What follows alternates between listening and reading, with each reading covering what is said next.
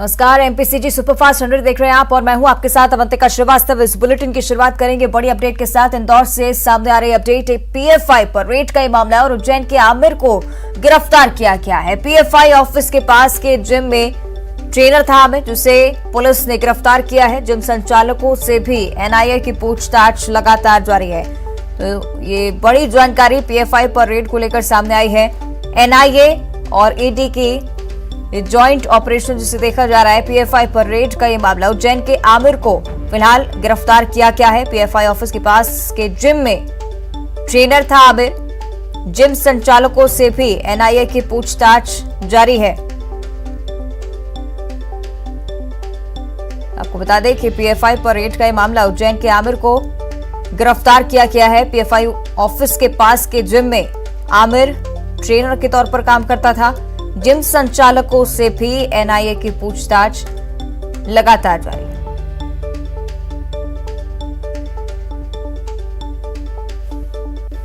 तो joint operation NIA और ED का सबसे बड़ी कार्रवाई इसे माना जा रहा है। जिम संचालकों से भी अब पूछताछ होने लगी है। कई बड़े खुलासों की उम्मीद, क्योंकि कई सारे कनेक्शंस पीएफआई और जिम संचालकों के बीच में निकलकर सामने आए हैं। और जब ऑफिशियली इस पर कुछ डिक्लेरेशन सामने आएगा, उसके बाद स्पष्ट तौर पर कहा जा सकता है कि टेरर फंडिंग का मध्य प्रदेश में किस तरह का कनेक्शन है। तो पीएफआई पर रेड का मामला, उज्जैन के आमिर को इंदौर से गिरफ्तार किया गया है।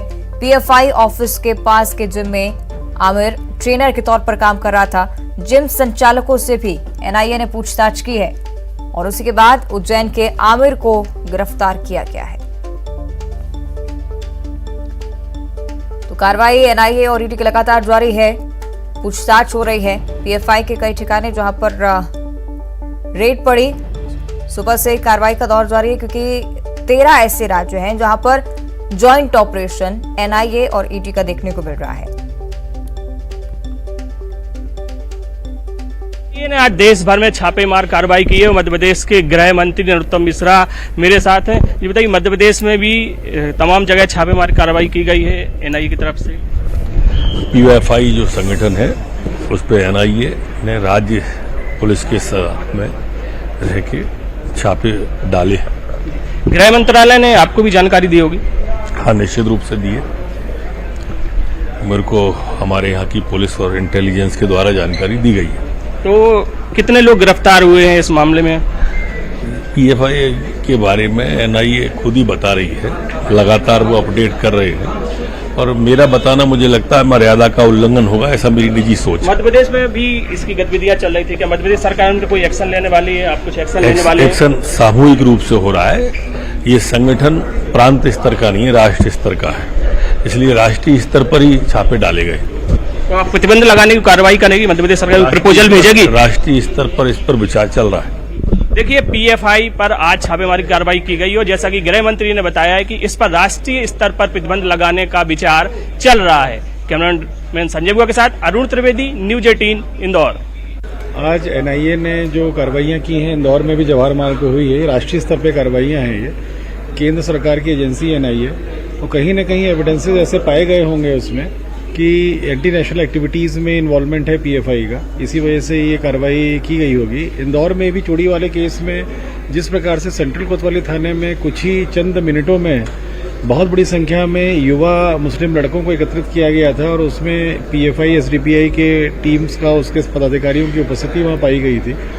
तो कहीं न कहीं उस समय भी ऐसी परिस्थितियाँ निर्मित हुई थी जिससे कि ऐसा प्रतीत हो रहा था कि युवा वर्ग को भड़काने का काम इस संस्था द्वारा किया जा रहा है, जो बहुत गलत है। जहां एक और युवाओं को स्वास्थ्य और शिक्षा में प्रमोट करना चाहिए इस उम्र में, वहां अगर इस प्रकार के कार्य हो रहे थे तो कहीं ना कहीं आपत्तिजनक था। उस पर फिर जिला बदर के केसेस पुलिस ने प्रस्तुत किए थे और अभी हाल में पुलिस कमिश्नर द्वारा इसमें जिला बदर भी किया गया अब्दुल रऊफ का। मेरे द्वारा एक जैद पठान करके हैं, कहीं ना कहीं वो भी इनके साथ संगमत थे, उनका रासुका भी हुआ है। तो कार्रवाइयाँ इंदौर में पुलिस द्वारा अच्छी की जा रही हैं इसमें। हाँ, अब्दुल रऊफ बेलिम का जिला बदर हुआ है उसमें।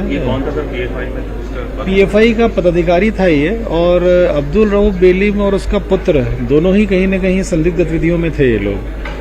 और देखिए, कोई भी आवाज को उठाना प्रजातांत्रिक व्यवस्था में किसी की भी कोई कमी है, उस वॉइस को उठाने का अधिकार हर नागरिक का है। किंतु ऐसी गतिविधि करना जिसमें कि मनमुटाव हो, हिंदू मुस्लिम अलगाव हो, राष्ट्र विरोधी गतिविधियां हों, उसमें कहीं न कहीं बाहर की कंट्रीज से कनेक्टिविटी निकले, ये सब आपत्तिजनक होता है। ये सब इंटरनेशनल एक्टिविटीज़ में आती है, जिसको बहुत गंभीरता से लेना चाहिए। यहाँ पर इंदौर में लगातार इनको खिलाफ कार्रवाई चल रही थी पुलिस के द्वारा, हम लोगों के द्वारा। आज NIA ने भी कार्रवाई राष्ट्रीय स्तर पर जो की है, इंदौर में भी कार्रवाई हुई है। ये अभी जानकारी नहीं आई है, रात में टीम ली गई थी हम लोगों से, पुलिस से भी ली थी, हम लोग से मजिस्ट्रेट लिए थे, हम लोगों ने तत्काल मुहैया कराए थे। हम लोग को नहीं मालूम था कहाँ जा रहे हैं ये लोग, और सुबह फिर ज्ञात हुआ कि PFI के ऑफिस में कहीं जवाहर मार्ग पर रेड हुई है। और इस मामले को लेकर उज्जैन से एक और अपडेट सामने आ रहा है। NIA ने एक युवक को पूछताछ के लिए उठाया है। एटलस चौराहे के पास से पूछताछ के लिए इस युवक को उठाया गया। PFI से जुड़े शख्स जमील को उठाया गया है, यानी कि पूछताछ अब इससे होगी। PFI पर कार्रवाई का ये मामला देश में लगातार कई राज्यों से जानकारी समझ में आ रही है, सामने आ रही है कि पूछताछ हो रही है, कार्रवाई का दौर लगातार जारी है। और इस बीच उज्जैन से भी एक बड़ा अपडेट। NIA ने एक युवक से पूछताछ करने के लिए तलब किया है। एटलस चौराहे के पास से पूछताछ के लिए इस युवक को उठाया गया। PFI से जुड़े शख्स जमील को पूछताछ के लिए उठाया गया है, उससे पूछताछ अब की जाएगी, क्योंकि लगातार कार्रवाई का दौर जारी है। NIA और ED का ये जॉइंट ऑपरेशन। और इस बीच उज्जैन से ये भी जानकारी सामने आई कि एक युवक को, जो कि PFI से जुड़ा हुआ है, इसका नाम जमील है, जिसे पूछताछ के लिए उठाया गया है।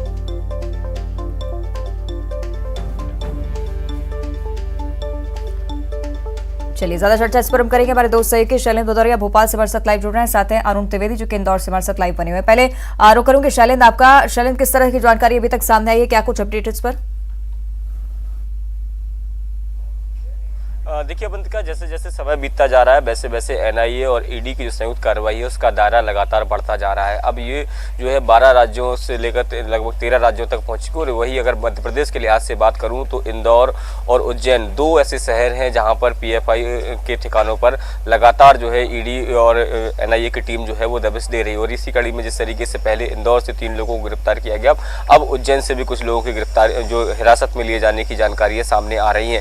जिस तरीके से NIA और जो ED है उनको ये प्रारंभिक जांच में पता लगा था कि इन लोगों के द्वारा टेरर फंडिंग ली गई। और यही कारण है कि मध्य प्रदेश सहित पूरे देश भर के अलग अलग ठिकानों पर लगातार इनकी दबिश दी जा रही है। ये कोई पहला मामला नहीं है जब PFI के मध्य प्रदेश में एक्टिव होने की जानकारी इंटेलिजेंस को या नेशनल एजेंसीज हैं उनको मिली। उसके पहले भी इस तरह के इनपुट्स जो है मध्य प्रदेश सरकार की तरफ से केंद्र सरकार को भेजे जाते रहे और ऐसे में तमाम जो पहले भी कुछ कार्रवाइयाँ होती रही। अगर मध्य प्रदेश के लिहाज से देखें तो लगभग 650 से अधिक सक्रिय सदस्य जो है PFI के मध्य प्रदेश में अलग अलग इलाकों में काम करते हैं। खासकर बात करूं मालवा और निवाड़ की, चाहे खंडवा की बात हो, बुरहानपुर की बात हो, मंदसौर है, रतलाम है, और इसके अलावा इंदौर और उज्जैन, ये वो इलाके हैं जहां पर PFI जो है ज़्यादा सक्रिय हो रही है।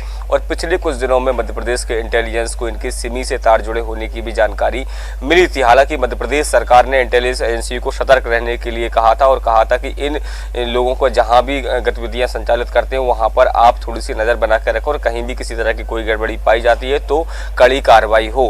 हालांकि एक समय ऐसा भी है कि जब मध्य प्रदेश में PFI के पर जो है बैन करने की मांग भी उठी थी और मध्य प्रदेश सरकार ने भी ये सुनिश्चित किया था कि आने वाले समय में जल्द ही PFI को बैन किया जाएगा। लेकिन अभी जिस तरीके से मध्य प्रदेश सरकार के गृह मंत्री का जो बयान आया है, उन्होंने साफ तौर पर ये कहा है कि मध्य प्रदेश सरकार नहीं बल्कि केंद्र सरकार इस पर बैन लगाई, क्योंकि ये राष्ट्रीय लेवल पर ये पूरा संगठन जो है वो संचालित होता है। लेकिन कहीं ना कहीं देश विरोधी गतिविधियों में लोगों की संलिप्तता की जानकारी जो है वो इंटेलिजेंस एजेंसीज को लगी और यही कारण है कि अब लगातार छापेमार कार्रवाई की जा रही है।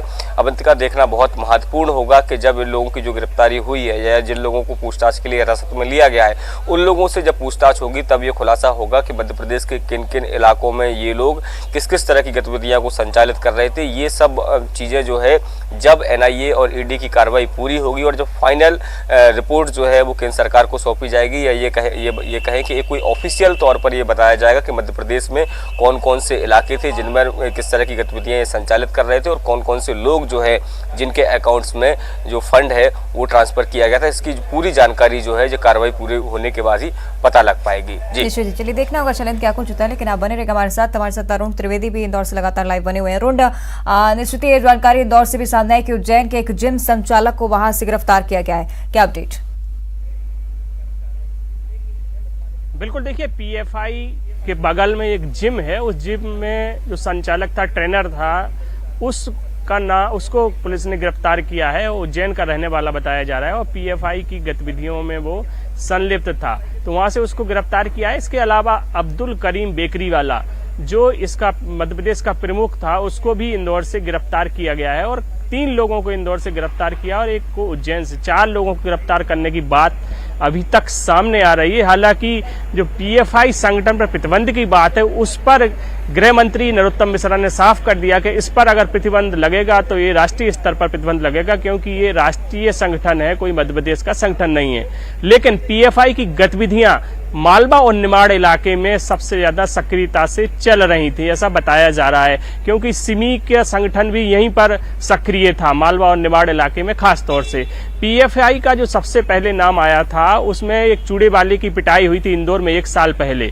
उसके बाद पुलिस थाने का घेराव किया गया था और पुलिस थाने के इस घेराव के दौरान पीएफआई का नाम सामने आया था। उस समय कलेक्टर मनीष सिंह ने कहा था कि पीएफआई जैसे संगठन पर प्रतिबंध लगना चाहिए, क्योंकि इस तरह की गतिविधियां वो संचालित कर रहे हैं जो राष्ट्र विरोधी है, देश विरोधी गतिविधियां हैं, ये कलेक्टर ने कहा था और उस टाइम में बात आई गई हो गई थी। लेकिन उसके बाद अभी 1 साल बाद सामने आया, टेरर फंड मामले में इनके ऑफिसों पर छापे मारे गए, कई लोगों की गिरफ्तारियां की गई हैं, कई लोगों को पुलिस उठा ले गई है। उसके बाद अब ये माना जा रहा है कि अब इनका जो ऑफिस है, जवाहर मार्ग पर इनका जो ऑफिस है, उस पर भी कार्रवाई की जाएगी। कलेक्टर ने इसके भी संकेत दिए हैं कि जो इनका ऑफिस है उस पर कार्रवाई की जाएगी, उसको सील किया जाएगा और उस पर अगर अवैध गतिविधियां संचालित पाई जाती हैं तो उस पर भी उसको भी हटाने का काम किया जाएगा।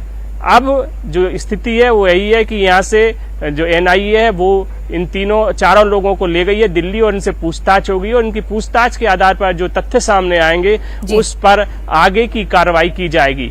चलिए देखना होगा क्या कुछ होता है। शुक्रिया आपका फिलहाल इस पूरी जानकारी के लिए। शैलेंद्र, आपका भी बहुत बहुत धन्यवाद।